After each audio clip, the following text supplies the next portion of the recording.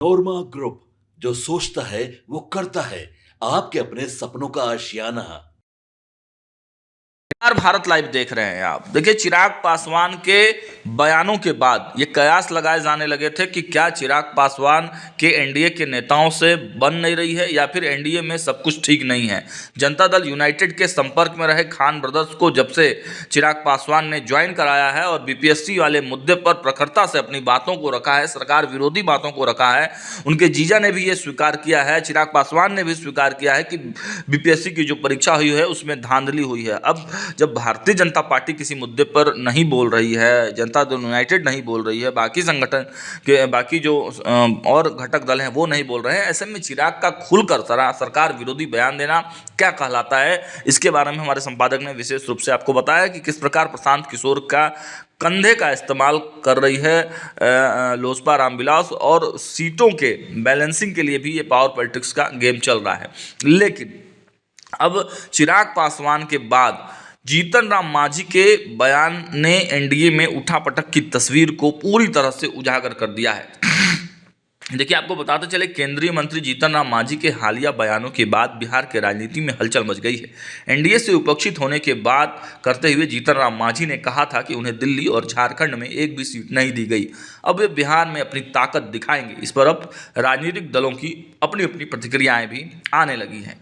राजद नेत्री रोहिणी आचार्य ने तीखे शब्दों में जीतन राम मांझी पर निशाना साधते हुए कहा कि जब नीतीश कुमार उन्हें एक सीट देंगे तो वे फिर हमारे पास आ जाएंगे। रोहिणी आचार्य ने कहा कि जीतन राम मांझी सिर्फ सत्ता और पैसे के लिए राजनीति करते हैं और जहां सत्ता होती है वहां ही चले जाते हैं। उन्होंने यह भी आरोप लगाया कि जीतन राम मांझी को कभी याद नहीं रहता है कि वो क्या बोलते हैं। एक और कहते हैं शराब पीनी चाहिए तो दूसरी ओर शराब न पीने की सलाह देते हैं। वहीं जदयू के नेताओं ने भी इस मुद्दे पर अपनी प्रतिक्रिया दी है। नीरज कुमार, जो जदयू के एमएलसी हैं, उन्होंने कहा है कि एनडीए में सभी नेता एकजुट हैं। नरेंद्र मोदी के साथ जीतन राम मांझी उनके कैबिनेट में शामिल हैं और वह प्रधानमंत्री के सहकर्मी भी हैं। बिहार में एनडीए के सभी नेता एक साथ सम्मेलन में हुंकार भर रहे हैं। उन्होंने यह भी कहा कि दूसरे राज्यों में चुनाव की बात है तो ये केंद्रीय नेता तय करते हैं, यहाँ सब ठीक है। जो लोग ख्याली पुलाव पका रहे हैं वे पकाते रहें, लेकिन एनडीए सभी मुद्दों पर एकजुट है। इसके बाद बिहार सरकार के मंत्री मंगल पांडे ने भाजपा का जो बयान है उसको देते हुए उन्होंने कहा कि एनडीए में सभी लोग एकजुट हैं और सभी का सम्मान होता है। आपसी समन्वय के आधार पर सभी काम किए जाते हैं। एनडीए के सभी नेता बैठकर चर्चा करते हैं और सबकी सहमति से फैसले होते हैं। इसके अलावा कांग्रेस के प्रवक्ता राजेश राठौर ने भी टिप्पणी करते हुए कहा है कि भाजपा और जदयू की रणनीति है कि वे जीतन राम मांझी जी को पशुपति पारस की तरफ बीच मझधार में छोड़ देंगे। इसके साथ उपेंद्र कुशवाहा का भी वही हाल होने वाला है। अब इन लोगों को देखना है कि वे गोडसेवादियों के साथ रहेंगे या अम्बेडकरवादी का सहारा लेंगे। राजद प्रवक्ता मृत्युंजय तिवारी ने कहा है कि आदरणीय जीतन राम मांझी बीजेपी के साथ हैं, लेकिन वहां वे दलितों के सम्मान की बात नहीं कर सकते। बीजेपी ने अपने किसी भी सहयोगी को नहीं छोड़ा है। अब जीतन राम मांझी को समझ आ गया है कि बीजेपी उन्हें अपनी औकात दिखा रही है। झारखंड और दिल्ली में बीजेपी ने उन्हें सीटें नहीं दी और बिहार में भी उनकी पार्टी तोड़ी जाएगी। बीजेपी का यह रवैया सबको पता है। गरीबों के हक की लड़ाई लालू और तेजस्वी जी लड़ रहे हैं, जबकि जीतन मांझी सिर्फ सत्ता के लालच में बीजेपी के साथ है। बीजेपी ने उन्हें केवल एक धोखा दिया है। मांझी जी वंचित दलितों की बात नहीं कर पा रहे हैं, इसलिए उन्हें माफ नहीं किया जाएगा।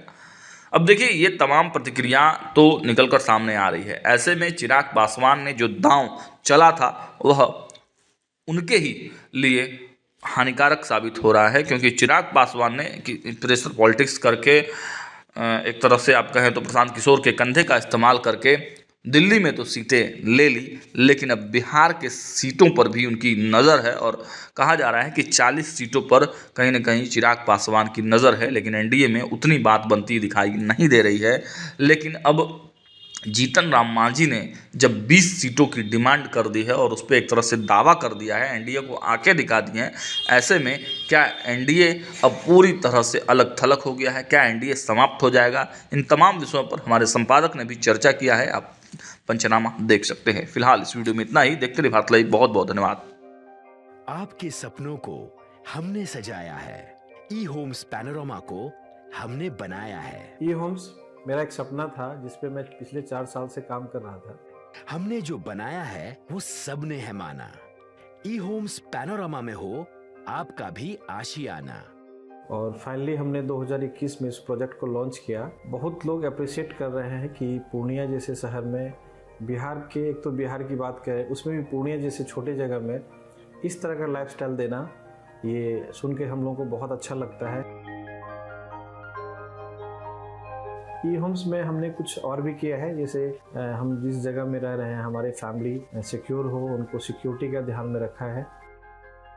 आपकी सुविधा और सुरक्षा आपके लिए खास है, ये आपका विश्वास है। इसमें आर्टिफिशियल इंटेलिजेंस का 7 लेयर सिक्योरिटी का हमने इस्तेमाल किया है। लस ग्रीन कैंपस को बनाया है। यदि हमारा बाउंड्री वाल है तो वो वर्टिकल गार्डन है।